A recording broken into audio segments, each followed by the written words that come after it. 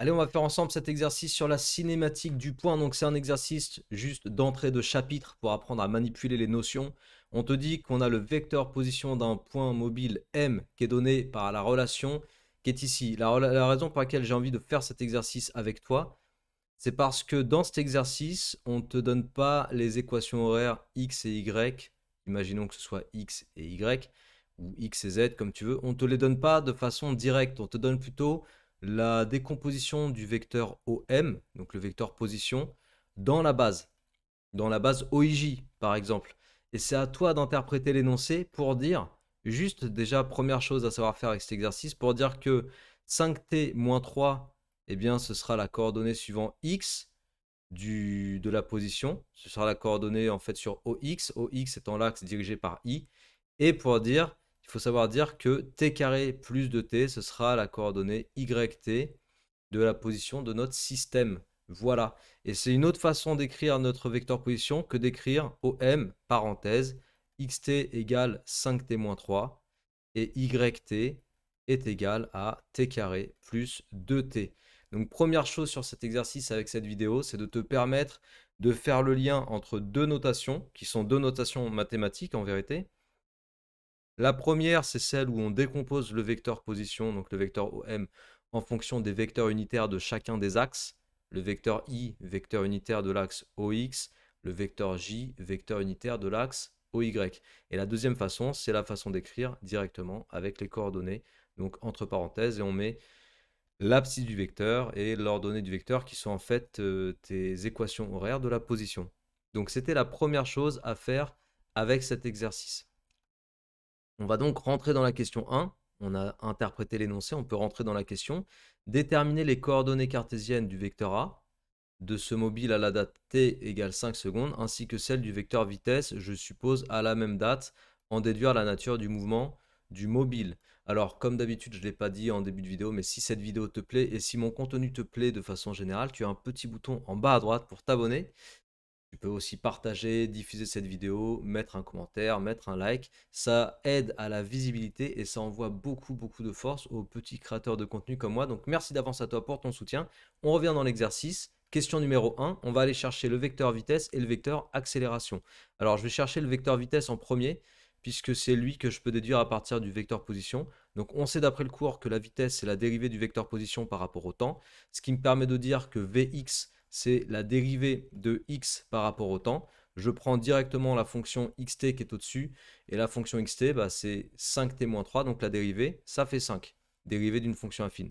Et vy, c'est la dérivée de y par rapport au temps, donc je dérive t carré plus 2t, ça me fait 2t, pour la dérivée de t carré, plus 2. Voilà, ça c'est ton vecteur vitesse, et on peut aller chercher les coordonnées du vecteur vitesse à la date t égale 5. Il demandait t égale 5 secondes. Voilà, c'est ça. Donc t égale 5. Le vecteur vitesse, son abscisse Vx à la date t égale 5, ça sera quoi? Ça sera 5, puisque c'est toujours 5, en fait. Vx égale 5, tel que soit t. Et Vy à la date t égale 5, ça fait 2 fois t, donc 2 fois 5 plus 2. Je remplace juste t par 5. 10 plus 2, 12. Ce qui me permet d'aller chercher la vitesse à la date t égale 5, en allant chercher la racine carrée de Vx au carré, donc 5 au carré plus 12 au carré. On va faire directement à la calculatrice racine carrée de 5 au carré plus 12 au carré. Et ça te donne 13. Ok. Donc 13, c'est une valeur exacte, c'est des mètres par seconde, et c'est la vitesse à la date t égale 5. On est bon.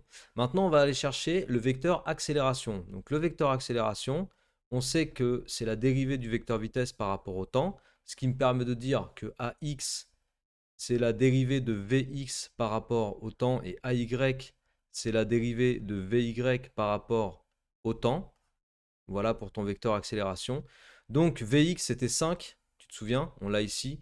La dérivée de 5, ça fera 0. Et puis pour Vy de t plus 2, la dérivée de 2t plus 2, ça fait 2. Donc AX égale 0, AY égale 2. Et de la même façon, je vais aller chercher la valeur de l'accélération. En fait, la norme de l'accélération, elle sera constante, quelle que soit la date. C'est racine carrée de AX carré plus AY carré. Donc racine carrée de 0 au carré plus 2 au carré. Racine carrée de 4 égale 2. Voilà, ton accélération est constante et l'unité, c'est des mètres secondes moins 2. Donc on a un mouvement qui sera uniformément accéléré. Je ne peux pas conclure sur la trajectoire puisque, en ce qui concerne la trajectoire, on a des X, on a des Y. Donc on ne va pas facilement aller chercher comme ça directement l'équation de trajectoire. On pourrait le faire, il suffirait d'isoler T dans l'équation de X et de réinjecter T, de réinjecter du X ici, ça va mettre du X au carré en fait. Donc on va probablement avoir une trajectoire parabolique. En tout cas, elle est uniformément accélérée puisque l'accélération est constante. Donc je dis juste que le mouvement uniformément accéléré, car A égale constante. Voilà, avec une accélération constante. Ça, c'était pour répondre à la question 2, déduire la nature du mouvement du mobile. Après, je te dis, si vraiment tu veux caractériser la trajectoire, mais je pense pas que ce soit l'esprit de l'exercice ici, mais sinon il faudrait isoler t dans la première équation. Donc ça nous donnerait, regarde, si je prends 5t-3 égale x, 5t-3, voilà, c'est ça. Ça me fait 5t égale x plus 3. Et donc ça te fait t égale 1 cinquième de x plus 3 cinquièmes. Et ensuite, tu prends la valeur de t que tu as isolée dans l'équation horaire de x et tu réinjectes ça ici à la place de t dans y.